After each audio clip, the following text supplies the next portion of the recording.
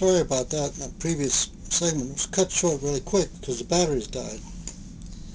I'll read that last little paragraph again.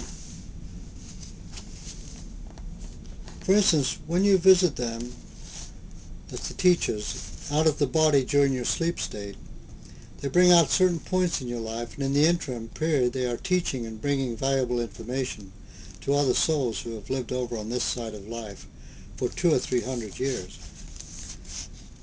The 7 solar systems. Let us mentally try to visualize ourselves in one of these temples, receiving instruction from the teachers. Let us say that the subject is the universe itself, and we are in the temple of the all-seeing eye, for here we can observe from the standpoint of symbology a model or a chart of that which is termed the universal 7 solar systems. Yes, disciples, the countless solar systems we use the word countless because they are so numerous, are actually grouped together in systems of 7. These principles has yet to be discovered by your scientific mind, for it is a spiritual relationship, but not necessarily one of a materialistic nature. But one supports the other. The systems are interlocked and interwoven into a pattern. Each group of 7 solar systems is interrelated and closely associated. Each planet therein draws power from the various other planets to sustain itself. We also observe that some of the planets sustain life, but in each instance we find that the physical plane life seems to be influenced unduly sometimes by the frictional forces that are created or set up vibrationally from one planet to another. We realize then that there is much to be derived from this model or chart of the universal 7 solar systems. Now let us step over to another chart in the spiritual temple. These things are not necessarily taught only in the temple of the all-seeing eye. And what do we observe? In this new chart we have what represents our own cluster of 7 solar systems. We see it perhaps as a map. Over here is a planet that has been in existence for a period of time, and the life on this planet is advanced. On some of the planets over there, life is not so advanced. The teachers point out everything in these 7 solar systems and link them together. They show you their interrelation. Then they might bring forth some of the masters of light who had arisen from these various planets, and perhaps one of them will speak. He will go into even further detail regarding the items on this great chart, things that can very easily be depicted, as he stands there to show them to you. Your spiritual consciousness can very readily grasp all of this, for when you are out of the body, you are attuned to the infinite state. You see clearly.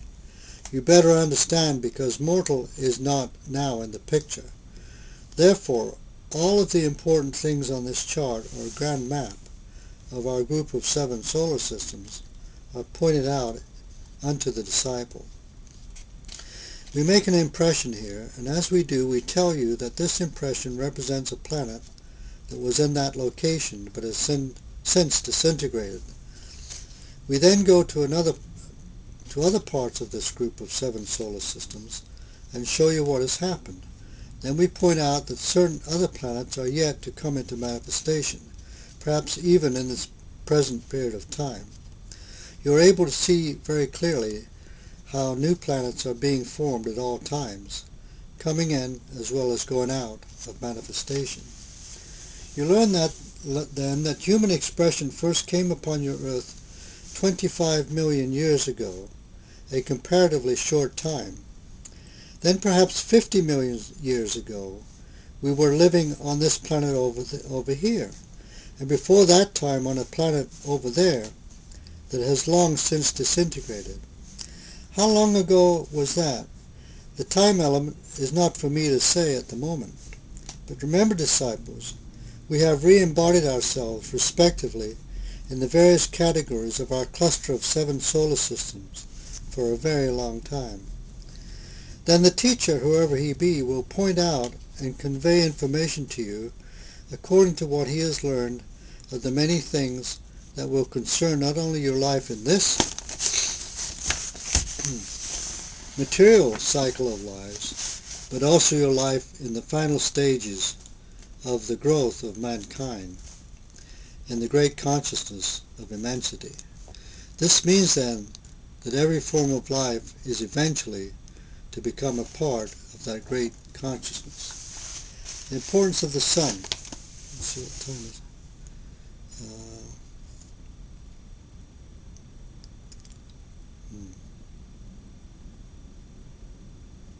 I've lost track of time here. Let us now take a look at the sun force, that great force that emanates from the sun and nourishes the planets within each system.